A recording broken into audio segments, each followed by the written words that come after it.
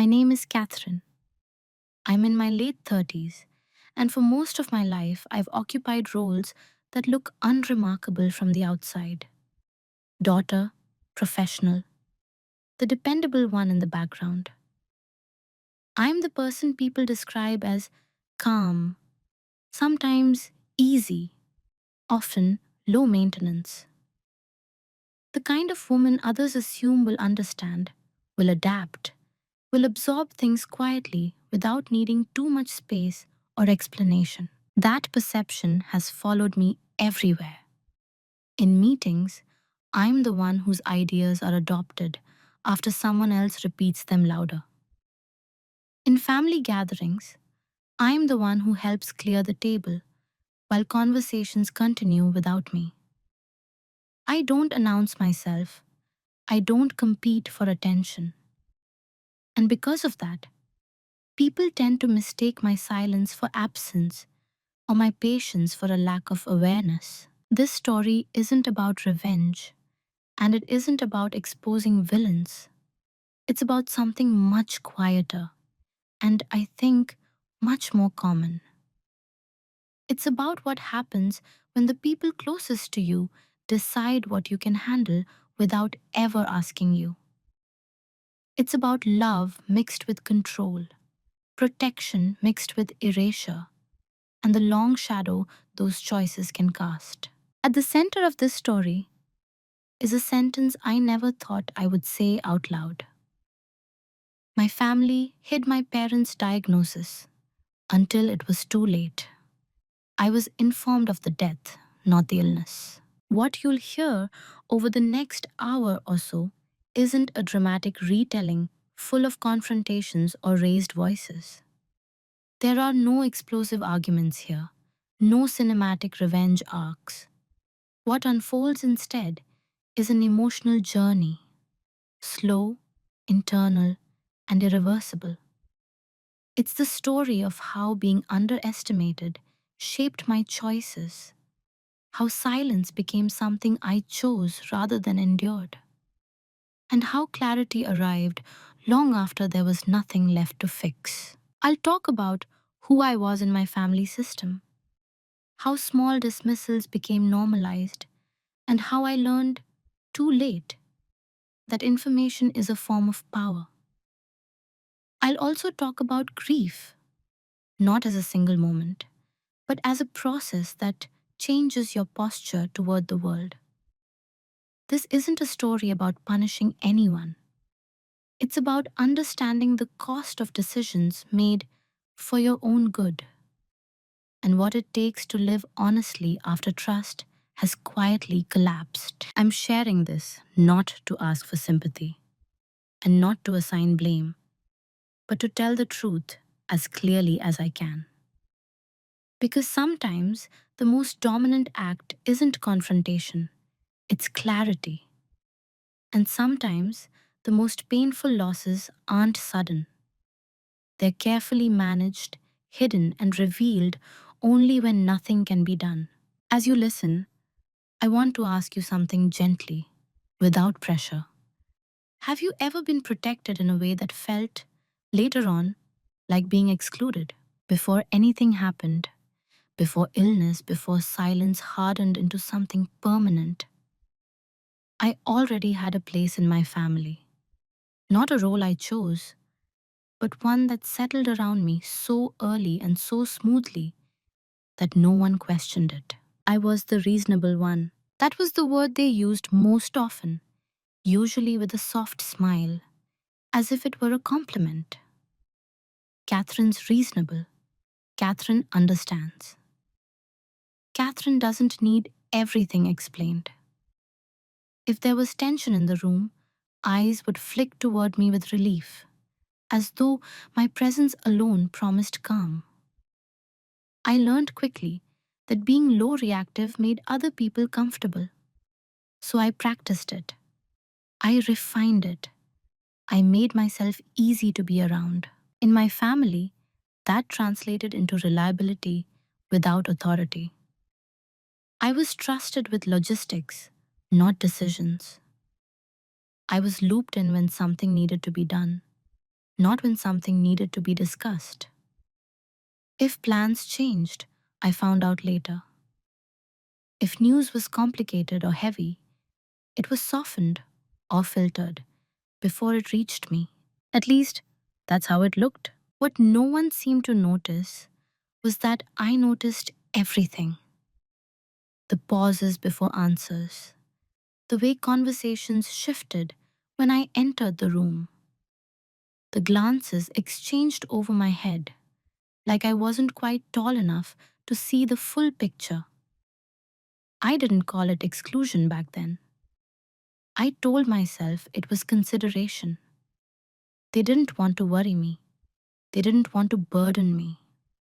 That explanation was offered so often that I adopted it as my own. My parent, my mother, was the axis everything quietly turned around. She was competent, private, and deeply invested in keeping the family running smoothly.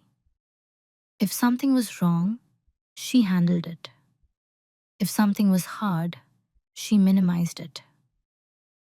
I admired that about her. I thought strength looked like containment. When I called, she asked about my work, my apartment, and whether I was eating well. She remembered details. She sounded normal. Looking back, that normalcy feels deliberate, almost curated. At the time, it felt reassuring. There was no crisis, so there was nothing to worry about. Other family members filled in the rest of the picture: short updates, vague comments. She's been tired. Nothing serious. The doctor's just being cautious. These phrases floated around like background noise, never sharp enough to demand attention. And because I was the reasonable one, no one expected me to press. That expectation shaped my behavior more than I realized. I didn't ask follow up questions. I didn't insist on details. I didn't want to be dramatic. I didn't want to be the one who made things heavier than they already were. So I stayed in my lane, supportive, calm, peripheral. If there were family decisions being made, appointments scheduled, opinions weighed, risks assessed, they happened elsewhere. Not secretly, exactly, just without me. As if it were understood that I didn't need access to the full truth in order to play my part. And my part was to keep things smooth. I showed up on holidays with gifts wrapped neatly, emotions tucked just as carefully inside. I listened more than I spoke. When something felt off, I registered it internally and moved on. I told myself that closeness didn't require full transparency, that love could exist without complete information. What I didn't know then was how fragile that logic was. Because being underestimated isn't loud. It doesn't announce itself. It settles into patterns. It teaches people what they can withhold from you without consequence. And over time, those small withholdings add up, not into conflict, but into distance. At that stage, I didn't feel wronged. I felt slightly misaligned, like I was always half a step behind the truth, but close enough that no one thought it mattered. I trusted that if something truly important came up, I would be told. After all, I was family. I was capable. I was steady. I just wasn't central. And that, it turns out, made all the difference. The first moment that stands out didn't feel important when it happened. That's what makes it easy to dismiss, even now, if I let myself. It arrived quietly, disguised as ordinary conversation, and passed without confrontation or raised voices. At the time, it felt like nothing more than a slight miscommunication. I remember the setting clearly because nothing else about the day was remarkable. I was on the phone with my sister on a Sunday afternoon, folding laundry, half listening as she talked about work and mutual acquaintances. At some point, she mentioned driving our mother to a doctor's appointment earlier that week. She said it casually, the way you might mention stopping for groceries. Routine stuff, she added quickly. Before I could ask anything, I paused, a shirt still warm in my hands. I didn't remember hearing about an appointment. That wasn't unusual. There were plenty of appointments I wasn't told about.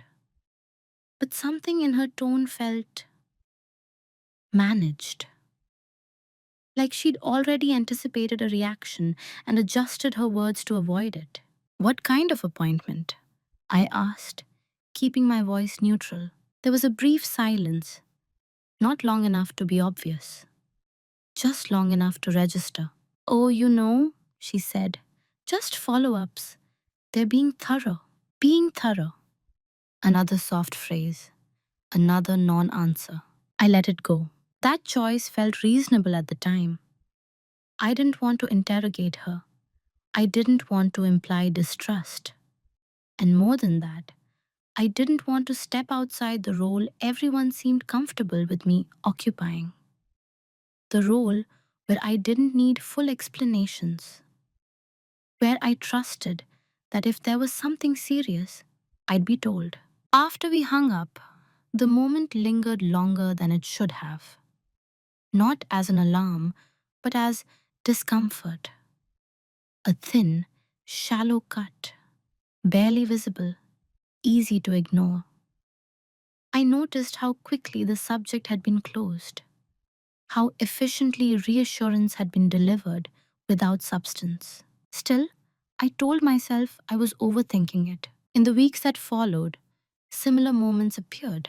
Not often, not dramatically, just enough to create a faint pattern.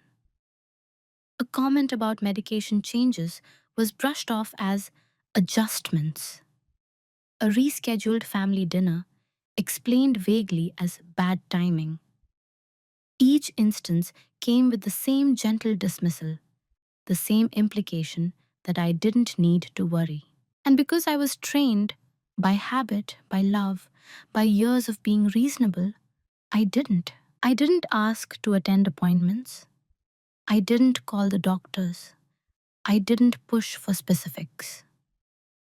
Part of me believed that doing so would be intrusive, even disrespectful. Another part believed, quietly and incorrectly, that my involvement wasn't necessary. That belief didn't come from nowhere.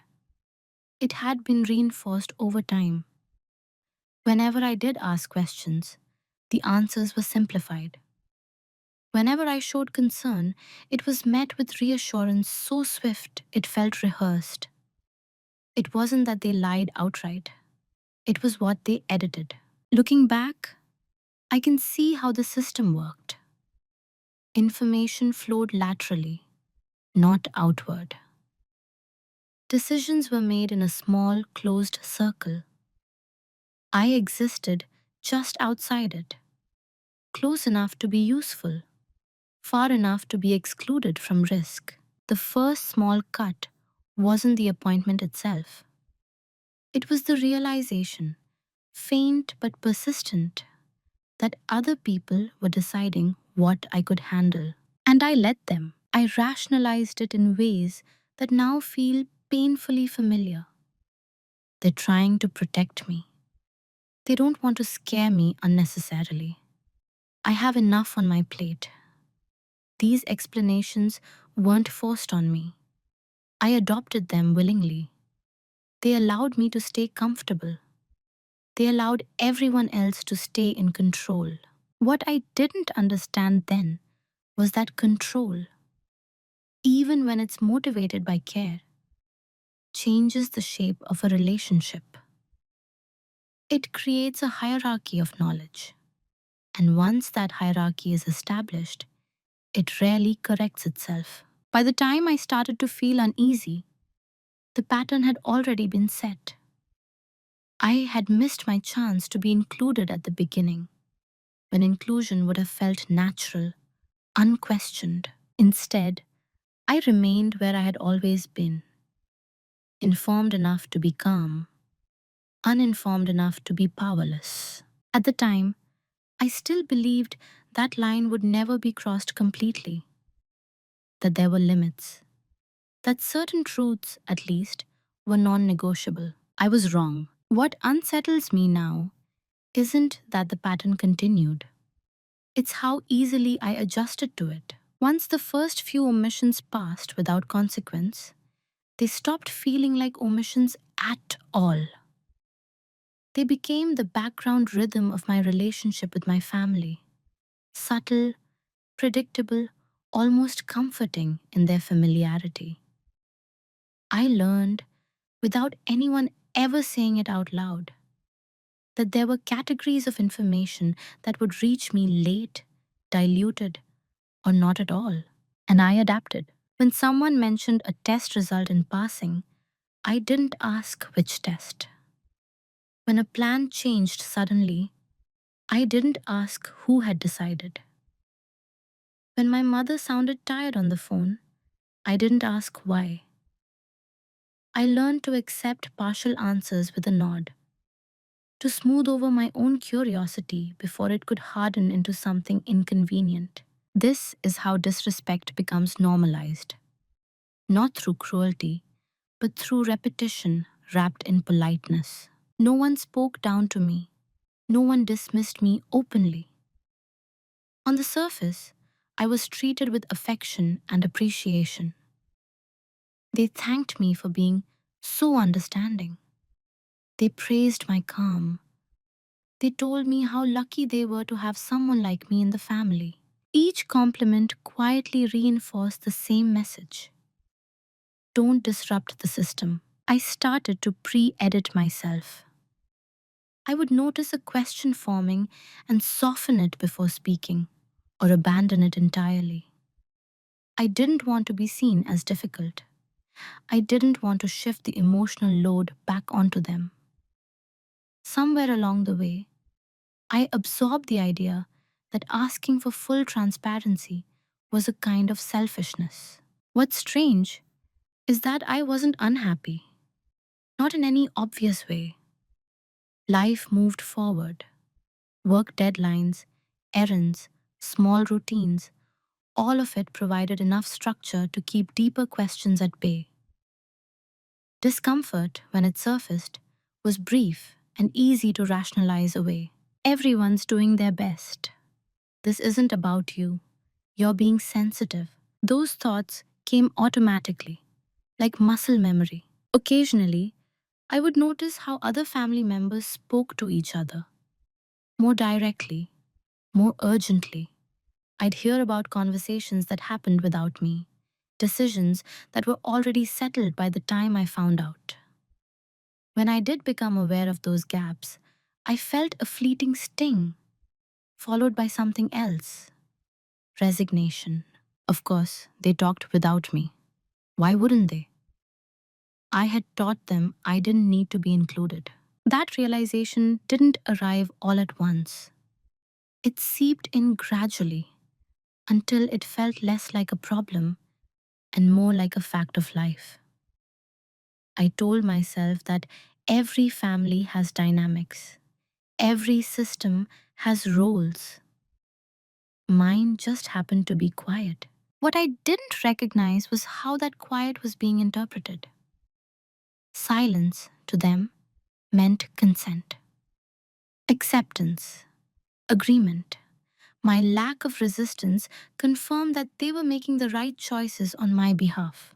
And so the circle tightened. By the time I sensed something was genuinely off, something more than routine aging, more than stress or bad timing, I was already conditioned not to challenge the narrative. The reassurances came faster now, more polished. She's fine. It's under control. There's no need to worry. Those phrases should have alarmed me. Instead, they lulled me. They matched the version of myself everyone expected. the daughter who didn't panic, who trusted, who stayed in her lane. I remember one moment in particular, sitting alone in my apartment after a call with my mother. She had sounded different, not weak exactly, but distant, like she was choosing her words carefully, avoiding certain topics. I sat there with my phone in my hand, thinking I should ask more questions. I didn't. I told myself I'd ask next time, that there was time, that pushing now would only create tension where none was needed. I believed patience was a virtue. I believed restraint was maturity. In truth, it was conditioning. The disrespect wasn't loud enough to provoke anger. It wasn't sharp enough to demand confrontation. It lived in the soft space between concern and avoidance, where intentions were good and consequences were abstract. That's the most dangerous place for harm to hide. By normalizing the exclusion, I helped maintain it. By staying quiet, I confirmed the story they were telling themselves. That I was better off not knowing, that I was protected, that this was kindness. I didn't see it yet as a loss of agency. I saw it as harmony. And by the time I understood the difference, harmony had already replaced honesty. Roles in families aren't always announced. Most of the time, they're inferred, shaped by repetition, reinforced by praise, and locked in place by what goes unchallenged. By the time I recognized mine clearly, it had already been operating for years. I was the reliable one, not the decision maker, not the confidant, the stabilizer, the person you could count on to respond calmly, to help without asking too many questions, to absorb stress without reflecting it back. I was useful in a very specific way, and that usefulness came with boundaries I hadn't drawn myself. When my mother needed something practical, errands, paperwork, reminders, I was included. When emotional conversations happened, they tended to occur elsewhere. I wasn't excluded out of malice. I was excluded out of efficiency.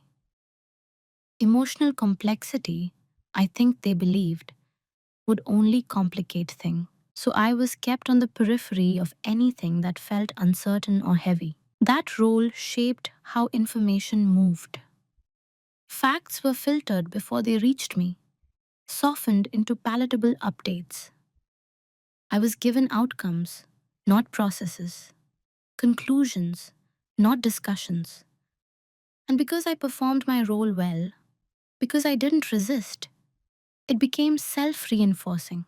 You're so strong, they'd say, when I accepted a sudden change without protest. You always handle things so well, when I didn't ask for clarification. You don't need to worry, when worry was exactly what honesty would have required. At some point, I realized that strength, as they defined it, meant low emotional demand. It meant being easy to manage. The more I embodied that version of strength, the more my role narrowed. I wasn't invited into complexity because complexity required reaction, and reaction threatened the calm I was praised for maintaining. My value was in my steadiness, not my voice. I noticed how quickly my reactions were predicted. If something difficult came up, someone else would preemptively reassure me, as if to prevent an emotional response before it could occur. It was subtle, almost caring, but it left no room for me to respond authentically. I was allowed concern, but only in small, controlled doses. What struck me later was how little anyone asked what I wanted. Not in big, dramatic ways, just in the quiet, practical sense. Did I want to come to the next appointment? Did I want to talk to the doctor directly? Did I want full information? even if it was hard. Those questions were never posed. The answers were assumed. In hindsight, the role assignment served everyone but me. It reduced friction. It kept the family narrative clean and manageable. It allowed others to feel protective, competent, and in control. And it required very little from me except compliance. At the time, I didn't resist because the role came with affection. I was liked, appreciated, trusted in limited functional ways. That kind of validation is hard to question, especially when it's wrapped in concern. But something in me was slowly registering the cost. I felt it in small moments. When I realized I was the last to know about something that affected me emotionally.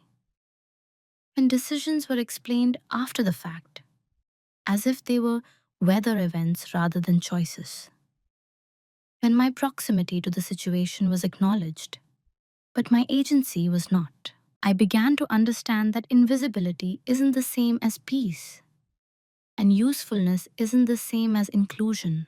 Still, I stayed in the role, not because I agreed with it consciously, but because stepping out of it would have required a disruption I didn't yet know how to create. The system depended on my predictability, and I had been trained to provide it. So I remained reliable, quiet, helpful, and in doing so, I made it easier for the most important information of my life to be decided without me. The shift didn't happen during an argument. There was no confrontation, no raised voice, no moment where everything suddenly made sense. It happened on a day that looked, from the outside, completely ordinary. I was sitting alone in my apartment, early evening, the kind of hour where the light softens without announcing night. I had just finished a call with my mother. The conversation had been brief, pleasant even. She asked about work. I asked about the weather where she was. We exchanged small updates that skimmed the surface of our lives without disturbing anything underneath. After we hung up, I didn't move right away. That in itself was unusual. Normally, I transitioned quickly onto the next task, the next distraction. But that evening, I stayed where I was, phone resting in my hand, staring at nothing in particular. There was a sense of misalignment I couldn't immediately name. Not fear, not suspicion, something quieter.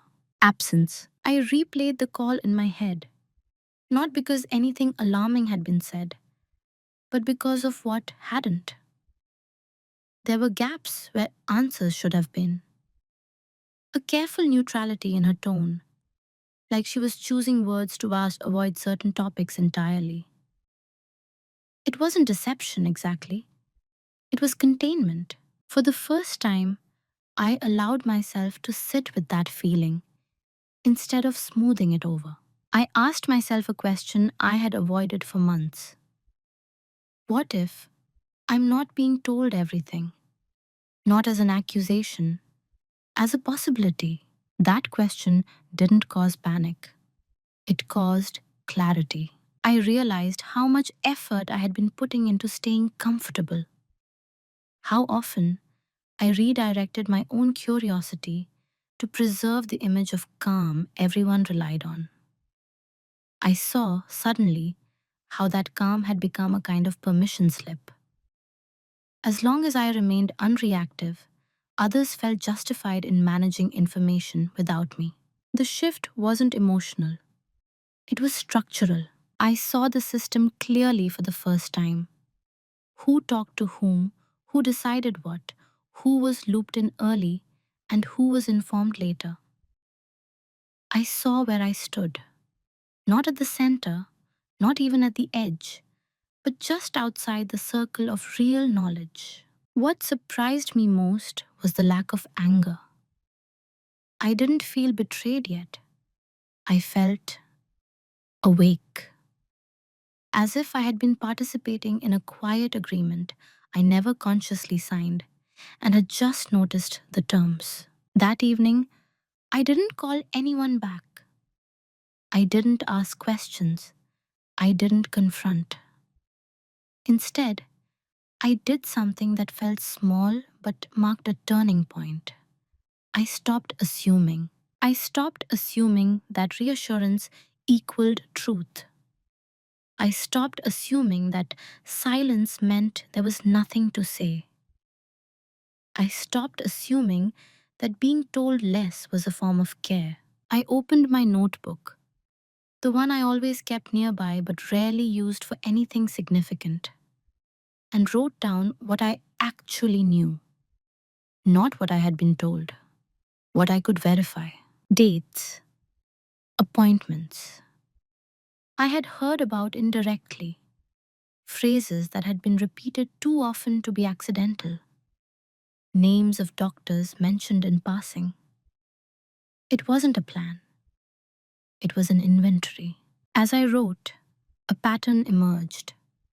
Not a diagnosis, not yet, but a narrowing.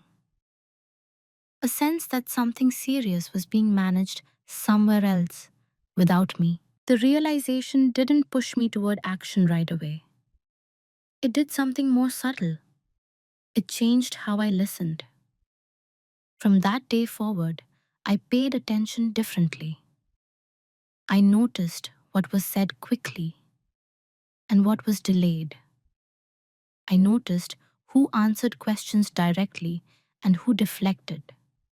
I noticed how often my concerns were preempted before I could voice them. Most importantly, I noticed my own impulses to reassure them, to make things easier, to step back, and I didn't follow them. The shift was internal, but it was decisive. I understood, finally, that my silence had been interpreted as agreement. If I wanted something different, I would have to stop performing the role that made exclusion convenient. I didn't announce this change. I didn't explain it to anyone. I simply stopped participating in my own erasure. That was the day silence stopped being automatic. It hadn't become a strategy yet, but it was no longer a reflex. After that evening, my silence changed texture. Outwardly, nothing looked different. I didn't suddenly start asking hard questions or demanding meetings. I didn't confront anyone about what I suspected. To anyone watching from the outside, I was still the same, calm, agreeable, steady. But internally, silence was no longer something that happened to me. It was something I chose. There's a difference between withholding your voice because you feel you shouldn't speak and withholding it because you're listening carefully. I moved from the first to the second without anyone noticing the transition. I let conversations unfold without filling the gaps. When someone offered reassurance too quickly, I didn't rush to accept it. I let it sit. I noticed how uncomfortable people became when their words weren't immediately validated. How often they would add details unprompted, as if trying to reassert control over the narrative. I began to understand that people reveal more when they think you're not looking for anything. So I stopped looking, at least openly. On calls with family, I asked neutral questions and let the answers arrive on their own terms. I paid attention to timing. Who knew what and when? Who hesitated before responding? Who spoke for my mother instead of letting her answer? It was unsettling to realize how much information surfaced once I stopped trying to manage the emotional tone of every interaction. Without my usual reassurance, others filled the space themselves. They mistook my quiet for compliance. That misinterpretation worked in my favor. I wasn't gathering secrets in the dramatic sense. I was observing patterns, documenting inconsistencies, not to accuse anyone, but to ground myself in reality. For the first time, I trusted my perception more than their explanations. And that trust changed how I carried myself. I no longer softened my concern to make it easier for others. I didn't exaggerate it either. I simply allowed it to exist without explanation. That subtle shift unsettled the system more than confrontation ever would have. I noticed it in small reactions. The way my sister would over explain things she used to brush off. The way conversations ended more abruptly when I didn't offer immediate reassurance. The way decisions were still made without me, but now followed by justifications. Silence, when it's chosen, creates pressure. At the same time, I felt a growing distance inside myself. Not emotional detachment exactly, but a recalibration. I was no longer investing in the version of myself they expected. I was preparing for something, though I didn't yet know what. There were moments when I considered speaking up directly, asking the question that hovered just beneath the surface. What aren't you telling me? But each time, something held me back. Not fear, but clarity. I sensed that asking too soon would trigger more management, more editing. The truth, whatever it was, wouldn't arrive through force. It would arrive through patience. That patience wasn't passive. It required discipline. It meant resisting the urge to reassure, to smooth, to fix. It meant tolerating discomfort, mine and theirs, without intervening. And it worked. Gradually, the gaps widened. The inconsistencies grew harder to hide. I began to see the outlines of what was being contained, even if I didn't yet have its name. What stayed with me most from that period was how invisible this transformation was to everyone else. They continued to see me as predictable, manageable, unchanged. They didn't realize that the version of me they relied on was already gone. Silence had become leverage.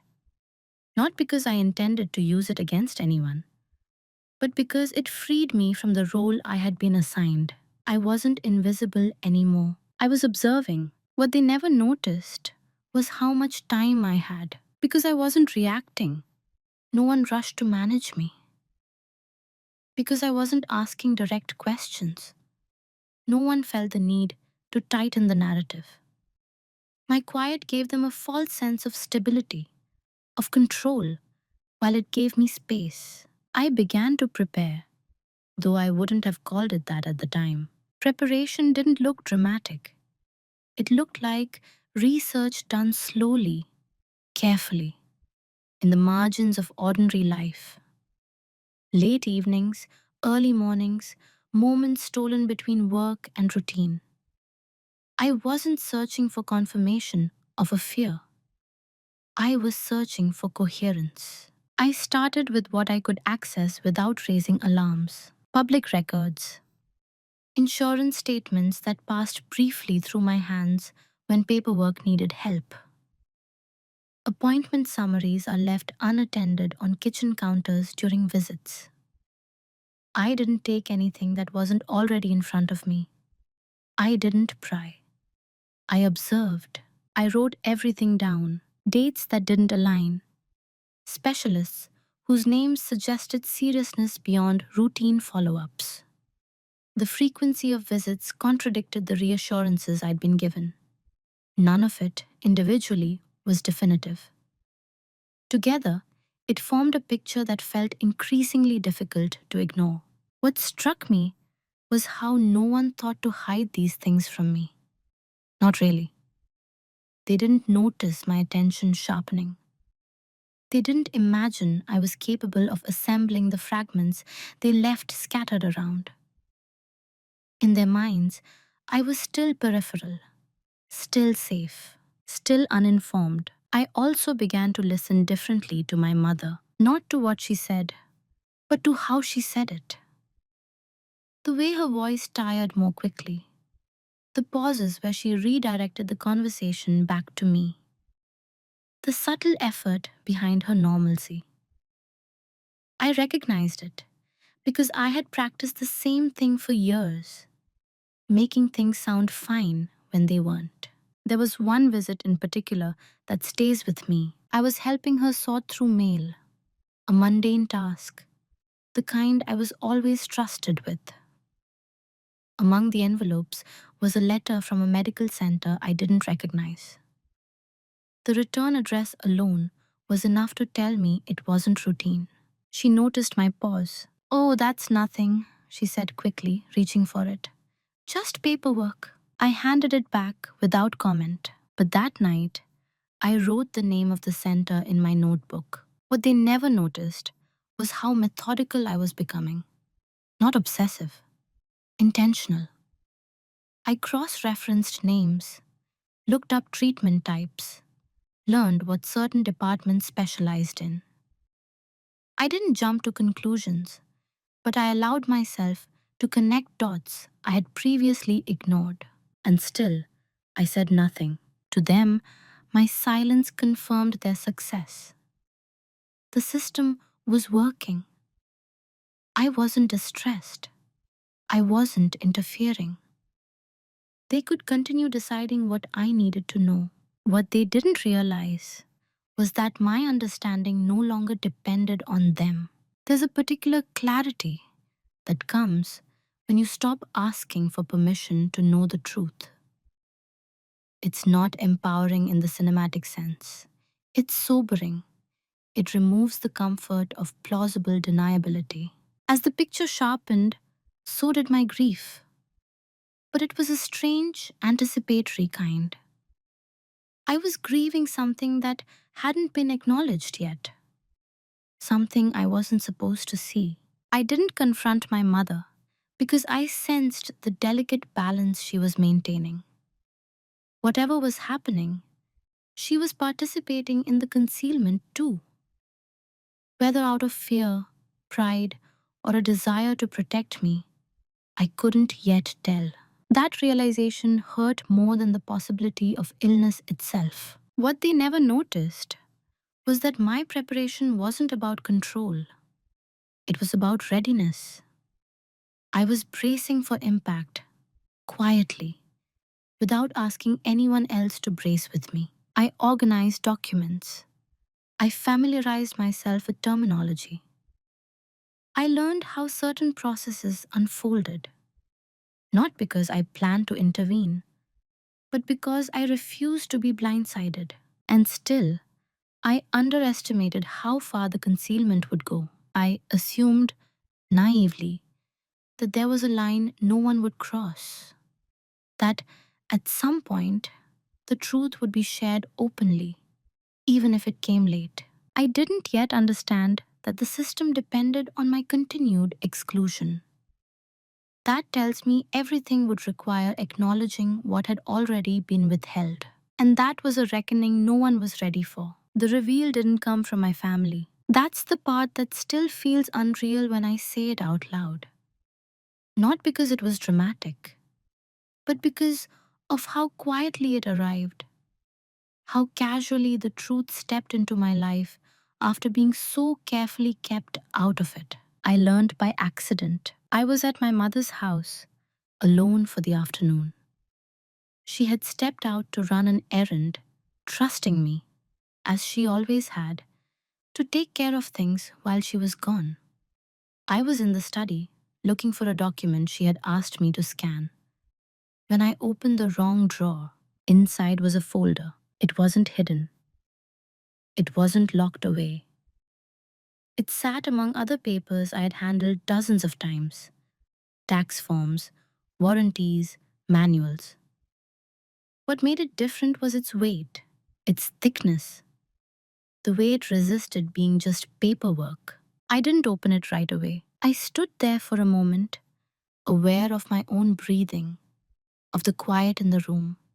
I knew, before I saw anything, that this folder contained something I hadn't been meant to see yet, if ever. The instinct to close the drawer and walk away was strong. Old habits don't dissolve easily. But I opened it. There was no single page that explained everything, no bold diagnosis printed in large letters. What there was instead was accumulation, reports, imaging summaries, specialist notes, language that had nothing to do with routine follow ups. I read slowly. I didn't cry. I didn't sit down. I felt my body go very still, as if it were bracing itself from the inside. The words on the page were precise, clinical, unmistakable. This wasn't a precaution. This wasn't monitoring. This was an illness that had been named, tracked, and treated for a long time. The most disorienting part wasn't the diagnosis itself. It was the timeline, dates stretching back months, appointments I hadn't known about, treatment decisions made, revised, escalated, all without my knowledge. I wasn't just late to the truth, I had been excluded from it. I closed the folder carefully and put it back exactly where I found it. My hands were steady. That surprised me. What I felt wasn't shock, it was confirmation, a quiet, devastating clarity. Everything I had sensed, every inconsistency I had noted, every gap I had felt but dismissed, none of it had been imagined. The system I had observed was real, and it was deliberate. I didn't confront my mother when she returned. That choice wasn't strategic, it was instinctive. I knew suddenly that saying something in that moment would change nothing. The concealment had already done its work. Whatever reasons they had given themselves, protection, fear, control, they had committed to them fully. I went home that evening with the knowledge sitting heavy and unresolved inside me. That night, I didn't sleep much. Not because my mind was racing, but because it was painfully clear. There was no ambiguity left to soften the edges. My parent was seriously ill. My family knew. And they had decided, collectively or not, that I would not. What settled in during those hours was not rage, but something colder, finality. I understood, with a certainty that felt almost calm, that whatever happened next, my relationship to them and to myself had already changed. You don't unknow something like that. You don't return to being the person who trusts reassurance once you've seen the machinery behind it.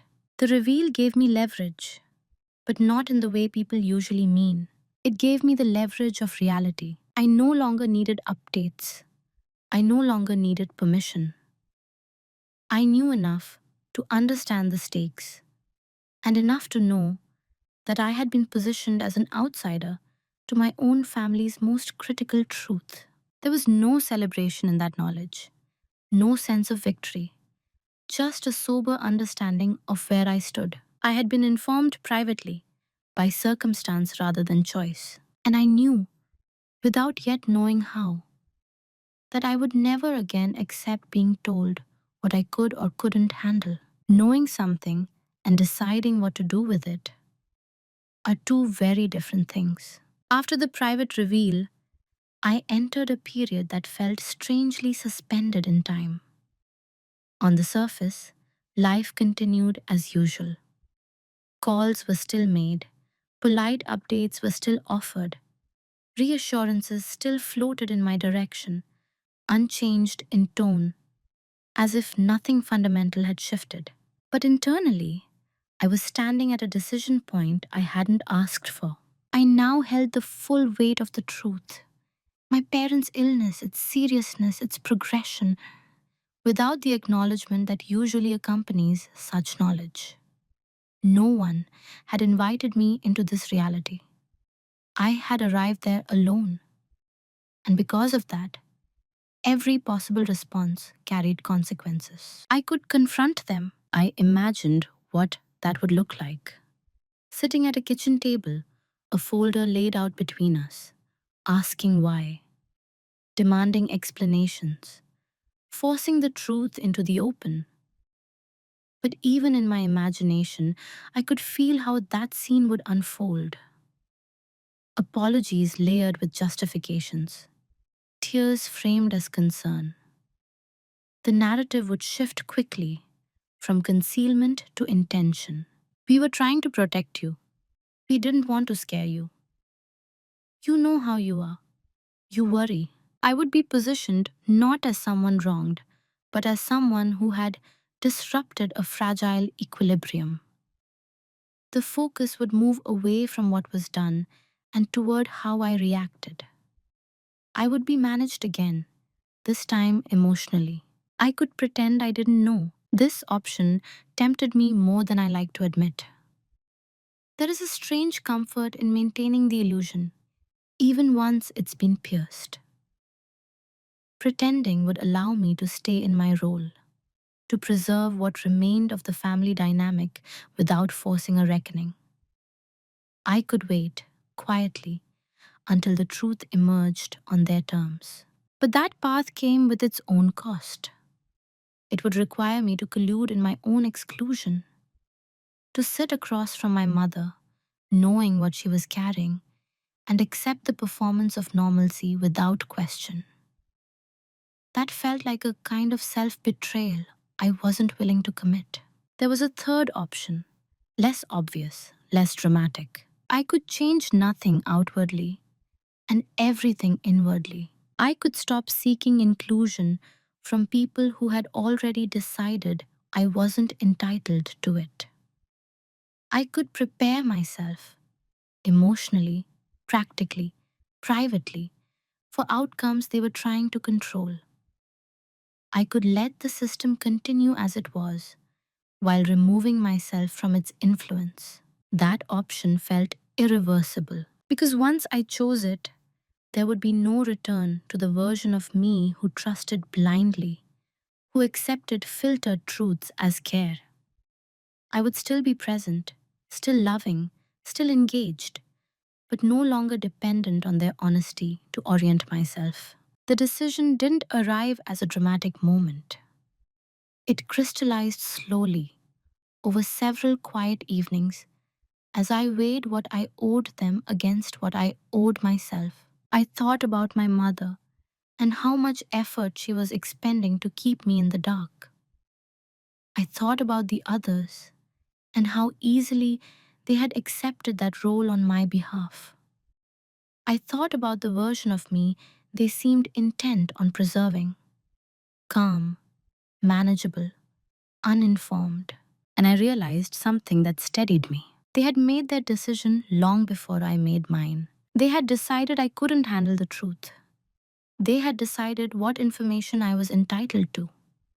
They had decided the shape of my involvement without consulting me. All I was doing now was deciding whether I would continue to live inside that choice.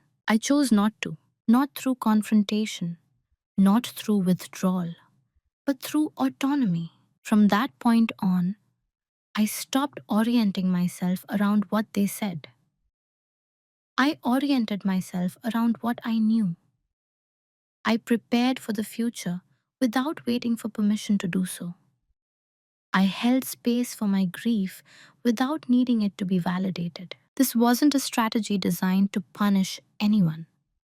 It was a line drawn quietly, internally, where compliance ended. The decision was irreversible because it changed how I saw them and how I saw myself. I was no longer waiting to be told. Once the decision was made, action followed.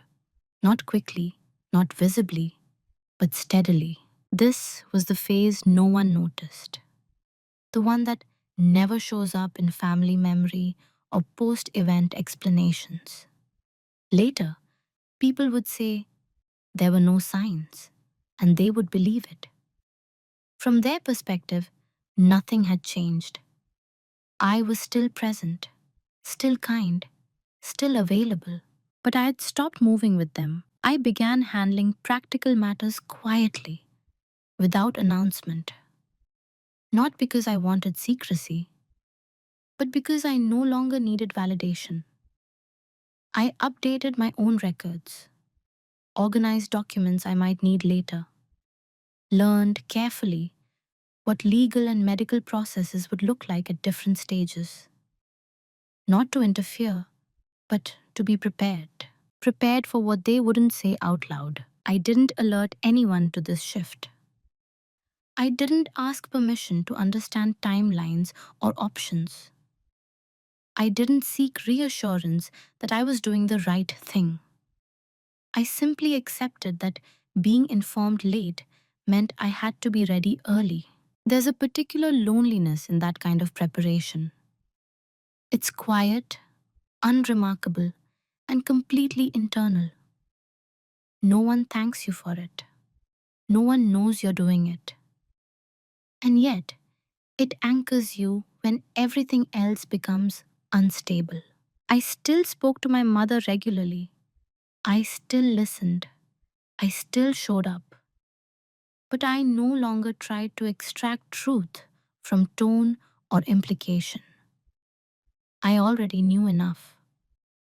What I was doing now was adjusting my expectations. I stopped waiting for honesty. Instead, I focused on integrity, my own.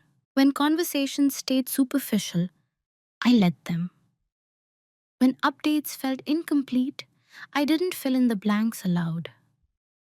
I grieved privately, without asking anyone to witness it. That was a choice too. What surprised me was how little resistance there was. No one questioned my autonomy. No one noticed my detachment because it wasn't dramatic.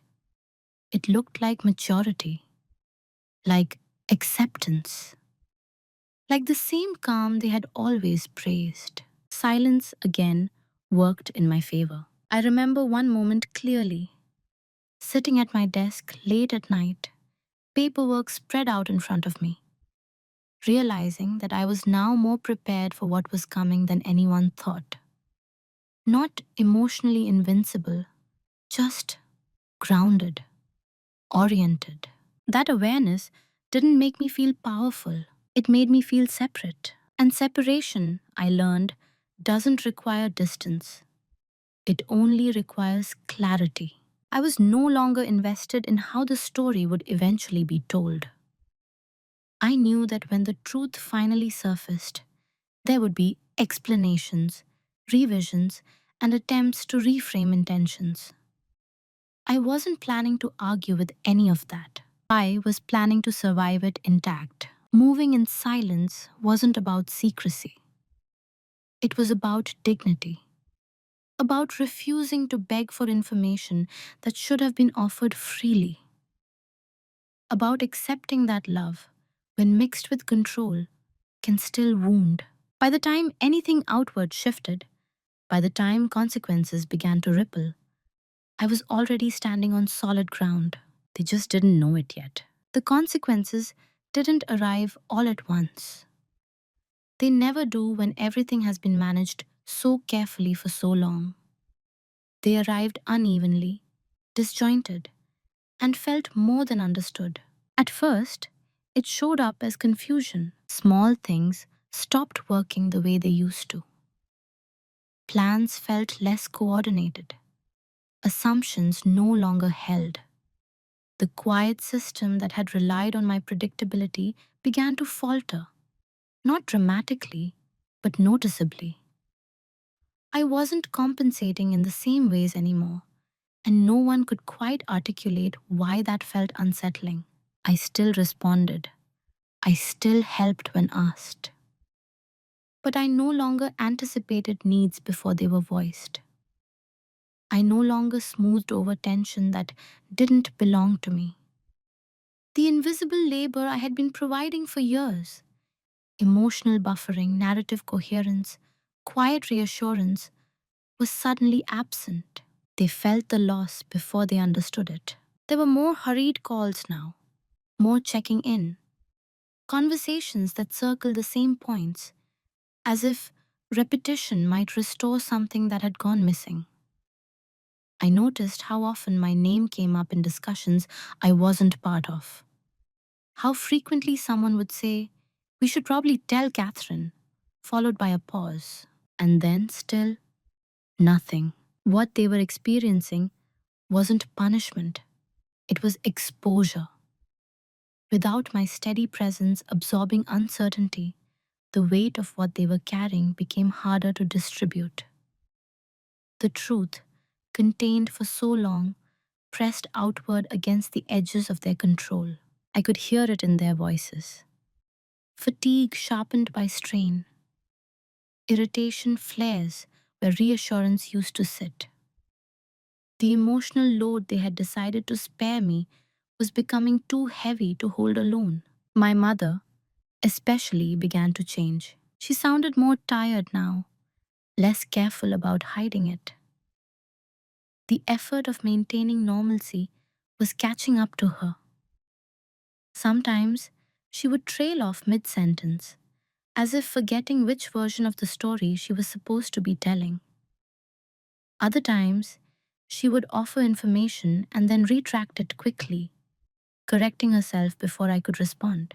I let those moments pass, not out of indifference, but out of respect for the boundary I had drawn. I wasn't going to force honesty out of her, but I wasn't going to protect the concealment either. That balance was difficult to hold. There were days when guilt surfaced unexpectedly, when I wondered if my silence was cruel, if I should step in, relieve some of the pressure, let them know I understood. But each time that thought arose, it was followed by another, steadier one. They chose this structure. I'm simply no longer maintaining it. The consequences became more visible as stress accumulated. Family conversations grew fragmented. Decisions took longer. There were disagreements that used to be quietly resolved before reaching me. The absence of my quiet compliance left a vacuum no one knew how to fill. And still, no one told me. That was perhaps the most telling part. Even as the system strained under its own weight, the commitment to excluding me held firm. Admitting the truth now would mean admitting it had been wrong, to withhold it in the first place. That kind of admission is harder than silence. So instead, they coped, they reassured each other, they rationalized, they told themselves I was better off not knowing, even as the cost of that belief mounted. From my side, the distance grew, not in love, but in alignment. I could feel the moment approaching when everything would break open. Not because I would force it, but because systems built on omission always do. I wasn't waiting for that moment. I was ready for it. When the truth finally surfaced, it didn't arrive gently. There was no careful sit down, no gradual introduction to reality, no acknowledgement of how long it had been withheld. I was informed the way one delivers unavoidable information when time has run out, efficiently, urgently, stripped of context. I was told my parent had died, not that she was sick, not that things had worsened, not that there had been decisions, discussions, treatments, hopes, or limits. Just the outcome. I remember the exact phrasing because of how impersonal it felt, as if the illness itself had been an administrative detail no longer relevant now that it was over. In that moment, the absence of prior truth landed with full force. Everything they had hidden collapsed into a single, irreversible fact. And suddenly, they were panicking.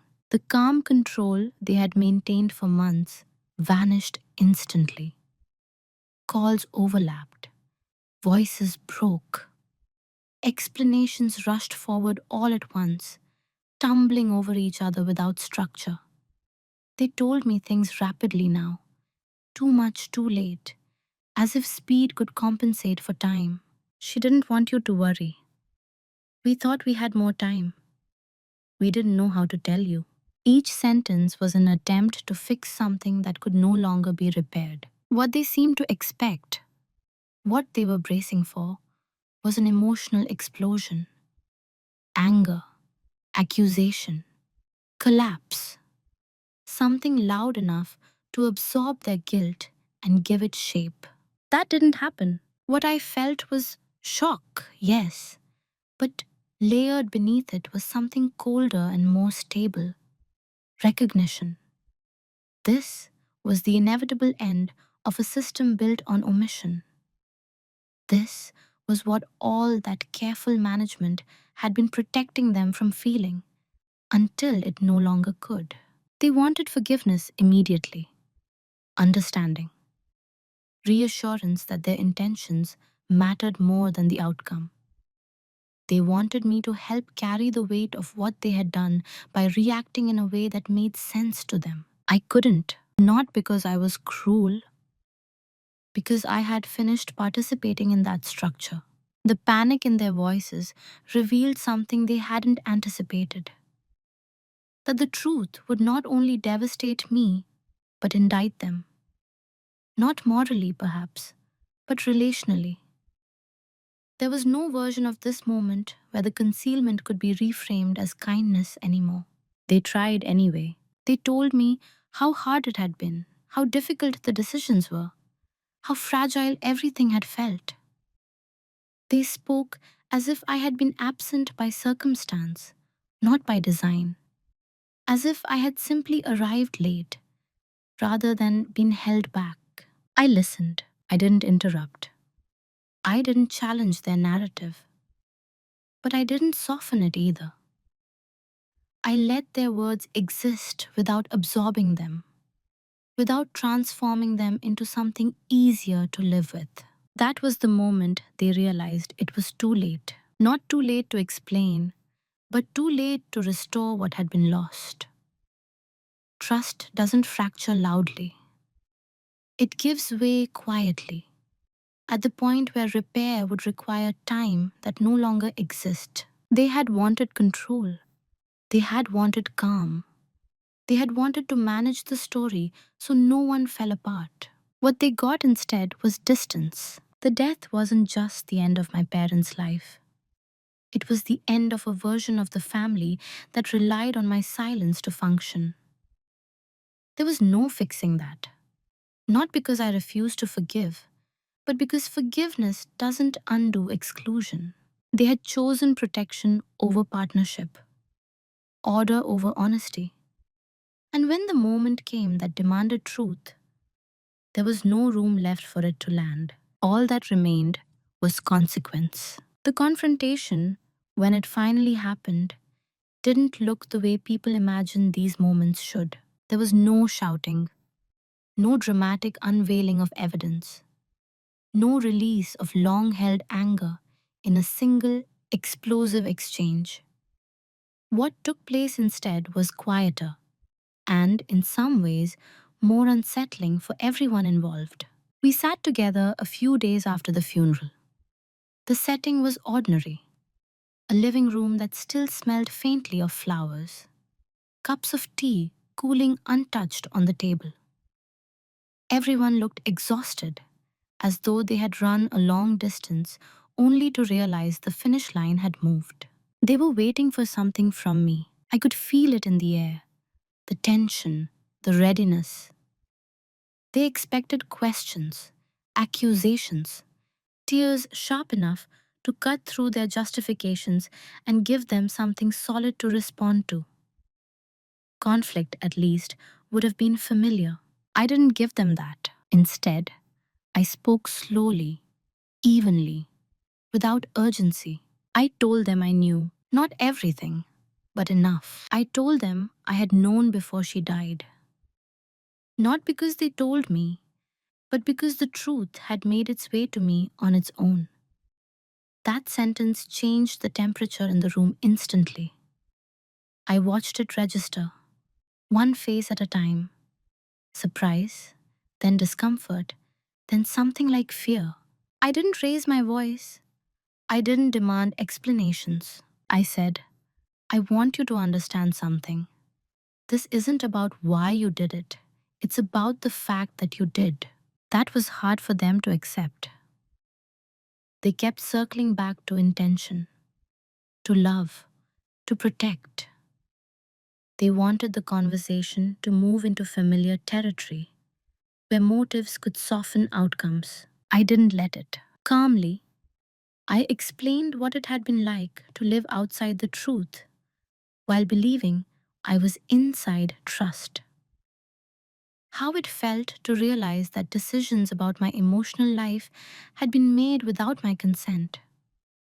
How isolating it was to grieve not just a death, but the knowledge that I had been excluded from the process of saying goodbye. I didn't accuse them of malice. I didn't call them selfish or cruel. I simply described the impact. That was more difficult for them than anger would have been. Anger can be defended against.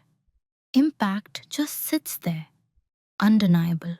There were attempts to interrupt me, to correct details, to clarify timelines. I didn't argue. I acknowledged their perspective without adopting it. When someone said, "We thought it was best," I responded, "I understand that's what you believed. Not, I forgive you. Not, you were right. Just acknowledgement." The room grew very quiet. I think that was the moment they realized I wasn't asking for anything. Not an apology, not reassurance, not a promise to do better next time. I wasn't negotiating the terms of our relationship. I was defining them. I told them I still loved them. That part was true, and I didn't withhold it. But I also told them that love didn't require me to pretend this hadn't changed how I saw them. That trust, once broken this way, doesn't return to its original shape. There was no resolution in the traditional sense, no agreement reached, no emotional closure achieved. What there was instead was clarity. They understood finally that the version of me who absorbed discomfort to keep peace was gone, not replaced by someone harsher, just someone no longer willing to disappear. The confrontation ended without ceremony.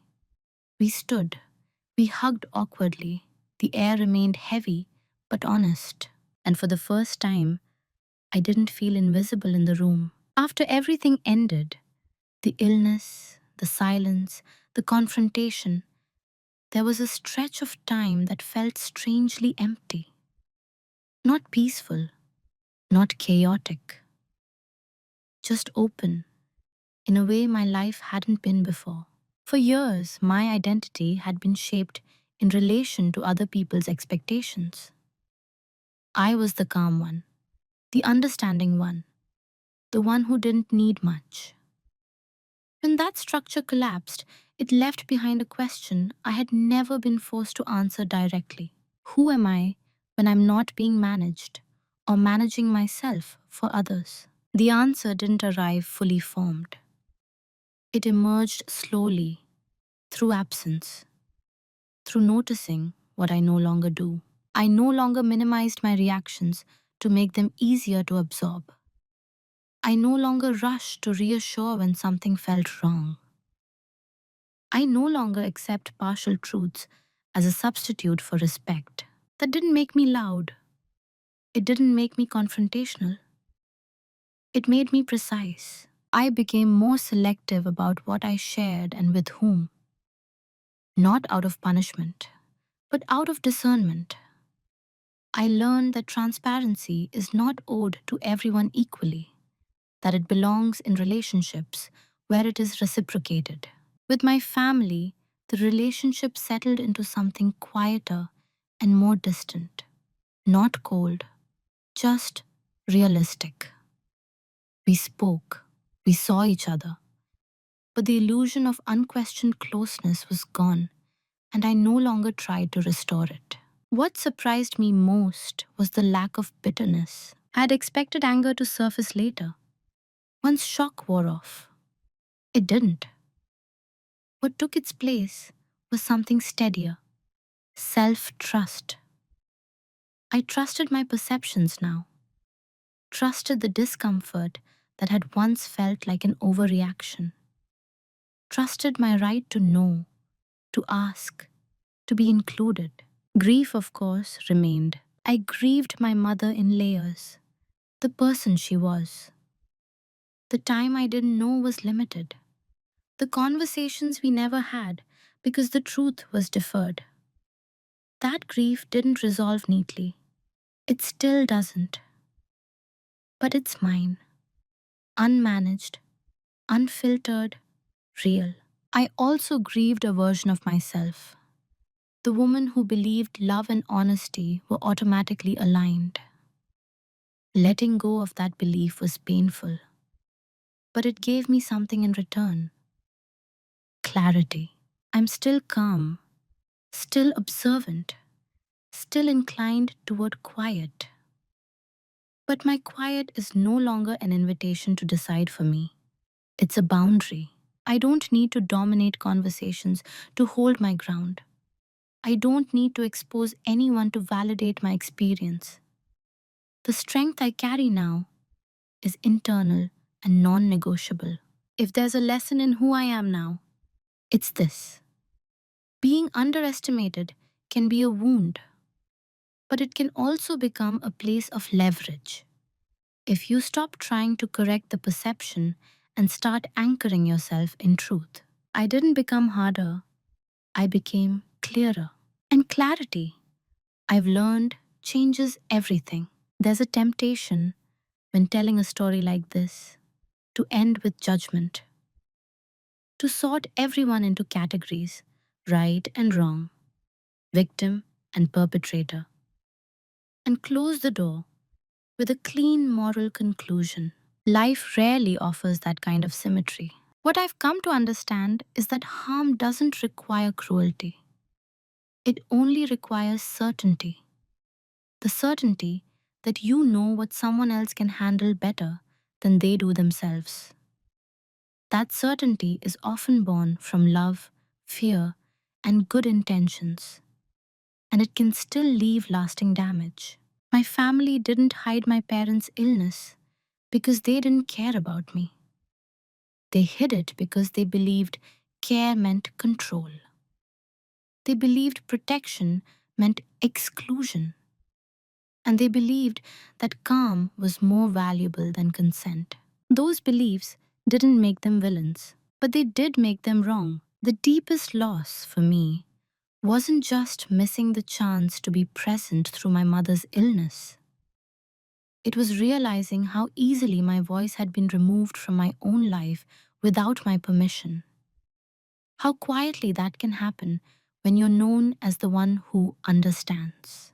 If there's a moral here, it's not about punishment or retribution. It's about responsibility. Love does not give us the right to decide for someone else what truths they deserve. Protection that removes agency is not protection, it's management. And silence, when it's expected rather than chosen, becomes a tool that benefits everyone except the person holding it. What I learned, slowly, painfully, is that quiet strength is not the same as invisibility, and patience is not consent. I also learned that reclaiming yourself doesn't always look dramatic. Sometimes it looks like refusing to carry narratives that were never yours. Sometimes it looks like standing still while other people scramble to explain themselves. Sometimes it looks like letting consequences exist without rushing to soften them.